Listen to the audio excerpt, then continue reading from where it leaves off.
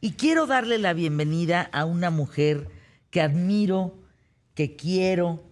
Formamos parte del Foro Internacional de la Mujer, capítulo México.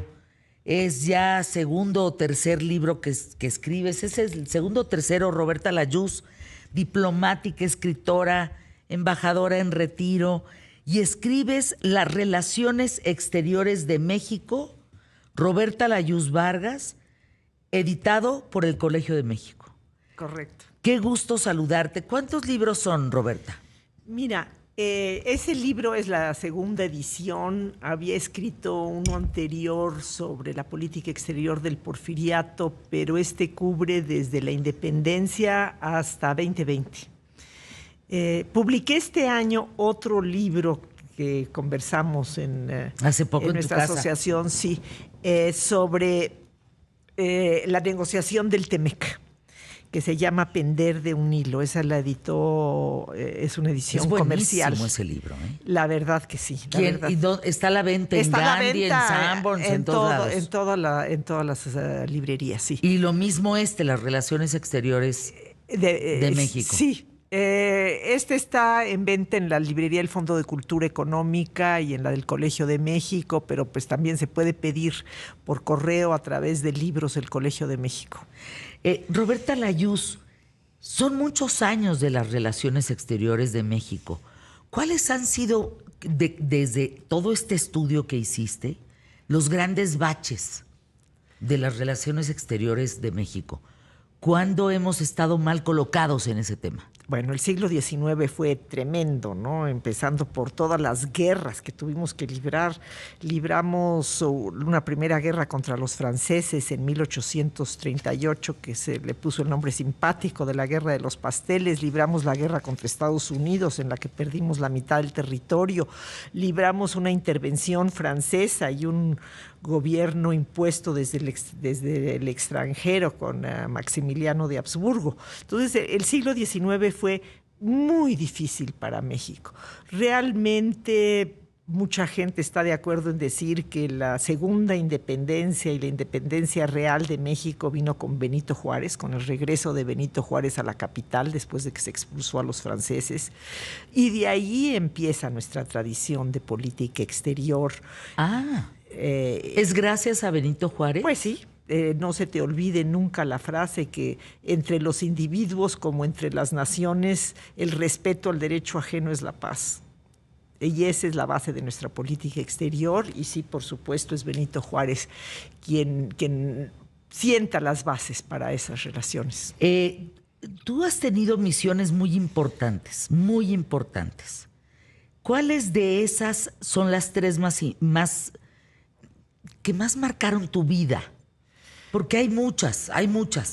No solo escritora de libros, embajadora en muchos países, representando a México, en fin, pero ¿cuál dirías fueron esas tres que a ti te marcaron? Pues mira, haber estado en Nueva York, en la sede de Naciones Unidas, como representante permanente de México, en el momento, en el 11 de septiembre del 2001, cuando Nueva York fue atacado, fue realmente una experiencia pues inolvidable y todo lo que se vivió, no nada más ese día, sino lo que siguió. Porque aparte, como recuerdas, estábamos preparando nuestro ingreso al Consejo de Seguridad, que México había tenido una política de no participar en el Consejo de Seguridad. Vino la alternancia, el canciller Jorge Castañeda decidió que teníamos que entrar al Consejo de Seguridad y pues yo fui quien preparó la campaña y ese ingreso. Otra experiencia... ¿Qué momento, Roberta? Fue un momento muy difícil. Pero yo creo que como embajadora fue más complejo tal vez salir de allí para ir a Cuba.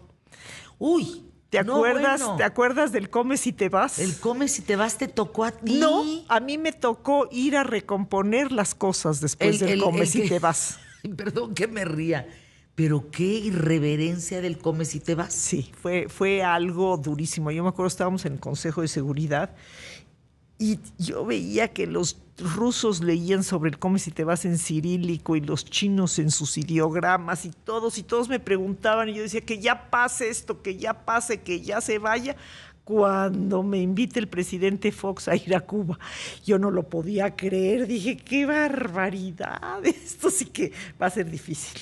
A ver, Roberta, pero para refrescar la memoria, ¿cuál era el significado de Come si te vas, de Fox a Fidel? Mira, o sea, ¿qué le quería decir? ¿Qué le quería decir? Se iba a celebrar en la ciudad de Monterrey una conferencia de las Naciones Unidas sobre financiamiento para el desarrollo. Recuerdo perfecto. Entonces, como era una conferencia de Naciones Unidas, pues todos los países del mundo están invitados, todos los países miembros de Naciones Unidas están invitados a participar. Entonces, obviamente, pues iba a participar Estados Unidos, que en ese momento había una relación muy cercana entre el presidente Fox y el presidente George W. Bush, el Bush hijo. Acababan de entrar Fox como presidente y había desarrollado una relación cercana con él y quería que viniera Bush a Monterrey y que no se topara con Fidel Castro. Entonces, lo que se ocurrió en la Cancillería para evitar esa dificultad fue que... Sí, porque políticamente eso era un desastre, que se encontraran. Exacto. O que, estando ahí el presidente Bush, el presidente Castro hiciera un discurso de denuncia de la política exterior de Estados Unidos. Un caos. Entonces, no fue improvisado, se hizo un guión para que sobre ese guión tuviera la conversación el presidente Fox. Y fíjate, había un antecedente muy interesante, y ese yo lo viví ya en la Cancillería. ¿Tú te acuerdas que en el año de 1982 se llevó a cabo en Cancún la reunión internacional sobre cooperación y desarrollo, la famosa cumbre de Cancún? Sí. Con el presidente López Portillo. Ahora, allí no era una cumbre de Naciones Unidas, era una cumbre que México convocaba como anfitrión y no iban a participar todos los países del mundo, sino que México escogió de alguna manera quienes iban a participar. Y fue muy difícil para los países que no fueron invitados a participar. No, hombre, imagínate diplomáticamente el trancazo. Imagínate. Y entonces, pues nosotros, por la relación tan especial que hemos guardado con Cuba, entonces el canciller Castañeda padre pensó que no quería una represalia, una retorsión de Cuba por no ser invitado, y se fue él a la isla para hablar con Fidel personalmente para darle una explicación. Y habiendo ese antecedente aquí, pues no hubo tiempo, porque ya estaba encima la reunión de cooperación y desarrollo, ya venía, y se decidió hacer una llamada telefónica. Con un guión específico con un que Fox guión, tendría que haber seguido. Que siguió, pero de alguna manera, pues tú sabes muy bien, tú y yo empezamos a hablar y las cosas se van y terminan donde no tenían que terminar. Pero además es toda la personalidad de Vicente Fox. Él es así. Él es desparpajado, campechano. Y sí. Fidel, con mucho colmillo, le fue diciendo, bueno, presidente, pero usted, a partir de ahí empezó la cosa, cuando oyes la grabación, ¿no? El presidente Fox le está hablando de tú y Fidel le está contestando de usted. Entonces dice, sí, quiero que vengas y estés aquí en la reunión y estés conmigo, te invito a comer. Y entonces Fox, Fidel le pregunta, ¿y después de la comida qué? Y entonces es cuando se le va, fuera de guión, al presidente Fox. Bueno, pues como si te vas. Fíjense cómo un momento puede resultar tan histórico. Histórico porque después de eso, cuando le preguntaron en distintas ocasiones a Fidel que si iba a ir, que si no, que si sí, que sí. Pues no. Y entonces le preguntaron, se empezó a filtrar, ¿no? Que si le habían pedido que no fuera o que si le habían pedido que se fuera. Y entonces se lo preguntaron también al presidente Fox y a todos los funcionarios. Dijeron que no había nada, que era una decisión de Fidel. Y ya que lo habían dicho varias veces, sale la grabación. Sí, cae. No. Y fíjense qué curioso. Ahorita le comentaba a Roberta Layuz que traigo la presión muy alta. Y me hiciste una referencia que me llama mucho la atención y nadie lo piensa. Yo no hubiera podido ser embajadora en Bolivia si no hubiera protegido mi presión, porque es de una altura impensable. Tienes toda la razón, lo mismo Perú. O sea, nadie piensa... Pero la capital más alta es Bolivia. En América es Bolivia. Hay en y embajadores seguramente que no están acostumbrados, pues se vienen abajo. Se vienen abajo. Tardan mucho tiempo en adaptarse. Pero fíjate, yo tomé precauciones. A mí me dijo un médico, no haga ejercicio, porque a mí me gusta mucho hacer ejercicio, antes de 40 días, para que su cuerpo se adapte a la altura. Eso es un tema. Fíjense que le estaba diciendo a Roberta Layuz que venga al programa, que venga a hablarnos de todas estas historias de las relaciones exteriores de México, de todo esto que nosotros no sabemos. Es un mundo que si solamente te acercas, si tienes la necesidad de algo con una embajada, si perdiste un pasaporte, pero no conoces el mundo, no conocemos el mundo de la diplomacia. Me encantaría platicarte más, Fernanda, claro, de lo que es el Servicio Exterior Mexicano, porque muy poca gente lo conoce. ¿Verdad? Y yo creo que es muy importante que se conozca la labor del Servicio Exterior Mexicano. Yo también lo creo, porque es algo de verdad que no nos pasa, pero ni por la mente, como no estamos en ese tema, a menos que nos pase algo con alguna embajada, pues no sabemos la labor del embajador, las relaciones. Yo a veces viajo, alguna vez alguien importante me pidió que le llevara una carta a la embajadora en Reino Unido, fui, se la entregué en mano, y yo digo, ¿cómo viven? Llegan a vivir a una casa representando ese pedacito de país, pero pues no se sabe más. Es una disciplina muy grande. ¿De verdad? Porque no es fácil a lo largo de tu vida cambiar varias veces de país donde vives. Y sobre todo, lo más difícil es despedirte. Porque claro, llegas como representante de México, pues a hacer amigos y a buscar a la gente y a relacionarte con distintos sectores de la sociedad y le pones ganas. Y ya que sientes que tienes muchos amigos, te tienes que despedir. Uy, eso es muy doloroso. Y llegar a un nuevo lugar y volver a empezar. ¿Cuántas veces te tocó? ¿Estuviste en Bolivia, Cuba? ¿Estuviste en el tema de Nueva York? En España, estuve en Austria 4 años. ¿En España, Austria? Austria 6 años. Perdón, España 6 años. ¡Qué belleza! No, Roberta. Ya cuando pasas de los 5 años, ya no te quieres regresar nunca. Te arraigas. Ya te arraigas y por eso nos cambian, supuesto. Porque te arraigas y porque entonces empiezas a tener demasiados intereses en el lugar. Intereses, afectos. Afectos, exacto. Claro, entonces te tienes que ir. Y eso es dolorosísimo. Y sobre todo... Oye, ¿qué contraste de Austria con Cuba? Imagínate. O de Bolivia con España. Imagínate. ¡Qué contraste! Sí. Ahora, no obstante, fíjate que toda mi carrera me tocó vivir en países de cultura occidental. O sea, en Europa, en América Latina, en Estados Unidos. ¿Asia no te tocó? No me tocó Asia. En aquella época, pocas veces mandaban a mujeres a países asiáticos, porque sentían que todavía había demasiados obstáculos para una mujer para desarrollar su carrera.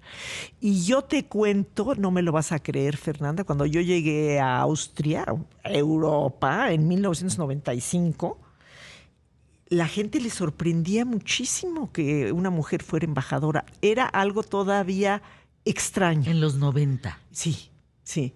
Y fíjate qué curioso. Conocí a Sergio González Gálvez, que estuvo dos periodos en Japón. Cecilio Garza, que seguramente nos está escuchando, que es adorable, se fue a Corea y después un tiempo a China. Sí, no se pensaba en la mujer.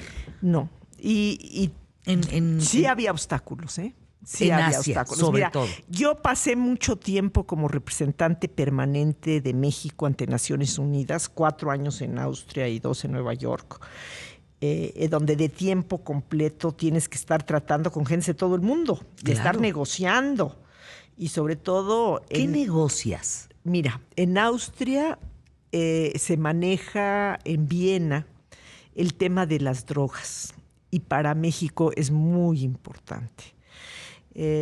Yo participé en la campaña de Ernesto Zedillo y en su campaña, ¿te acuerdas que Zedillo tenía la costumbre de poner 10 puntos para cada tema? Uno de los 10 puntos que él se propuso de política exterior fue convocar una conferencia mundial de drogas. Entonces, como yo había trabajado con él, pues ahí voy yo a Viena, Naciones Unidas Viena, donde se manejaba el tema. A México. Y tenía la consigna de lograr que se aceptara que se convocara una conferencia mundial sobre las drogas donde participaran todos los países y sobre todo que se abordaran los temas tanto de la oferta como de la demanda. Y eso fue algo muy importante que yo me siento muy satisfecha de haber logrado, de haber presidido durante 3 años la comisión de redacción de la Declaración de Reducción de la Demanda, porque hasta ese momento, Fernanda, ahora ya es común, pero hasta ese momento el tema de las drogas se veía como un problema de los países productores y no de los países consumidores. Exactamente. Exactamente. Entonces, cuando me dices, ¿qué negocias? Negocias un texto que sea universalmente aceptado por todos los países miembros de las Naciones Unidas, que reconozca que la demanda es un problema. ¿Y cómo vas a abordarlo? Y ahí es donde te topas con abismos culturales, porque a ti te puede parecer que hay que abordar la demanda de drogas desde el punto de vista médico. Es un problema médico. La persona que consume drogas es un enfermo. No, y el costo. Pero hay de salud pública. Sociedades en Asia, por ejemplo, en donde se considera que es un delito que debe ser castigado inclusive por penas corporales.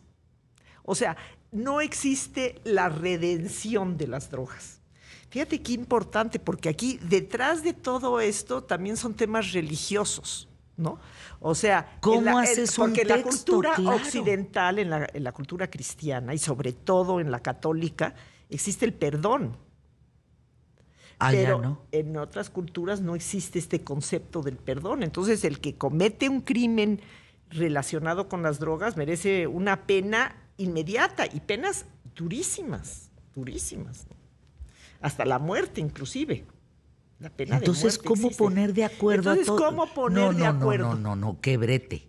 Entonces, una cosa me tocó presidir la reunión, pero la redacción ya en fino, pues no se hace con todos los países, sino que donde se atoran las cosas te tienes que ir aparte a un salón a negociar. Pero muchas veces llegas y tú con las personas que tienes que negociar son hombres que en su cultura no te pueden dar la mano porque eres mujer. Ay, Roberta Layuz, Entonces, ¿cómo te entiendes? ¿Cómo ni siquiera los puedes ver fijamente a los ojos porque les molesta, ¿no? O sea, tú estás exponiendo una cosa mundial viendo para otro lado. Exacto, cuando tienes aquí al interlocutor. Sí, así es. Fíjate. Qué retos, Roberta. Nosotros no sabemos de eso. Imagínate, en algún momento en Viena habíamos pocas embajadoras mujeres y una de ellas pues era muy importante, era la embajadora de Alemania.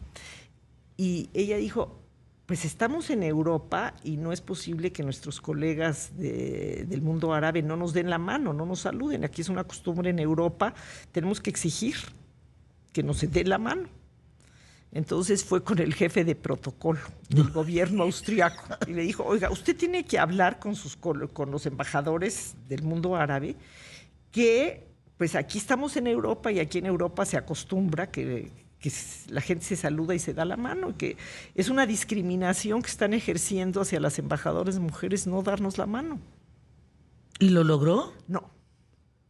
Que ellos tienen sus costumbres y que ellos tienen su forma de ser y que no. Fíjense, ¿cuándo hubiéramos todo el público más inteligente de la radio y la televisión en México pensado en este tipo de detalles? Compren el libro. Miren, yo me lo voy a devorar. Las relaciones exteriores de México, editado por el Colegio de México, que es una gran institución, de Roberta Layuz Vargas. Y ya quedamos, Roberta querida, por favor, gracias por la dedicatoria. De veras, gracias, Roberta. Eres una parte muy importante de mi vida, lo sabes. Tú, tus hermanas, en fin, pero tú en especial, mi consentida. Regresa pronto, platícanos de estos temas.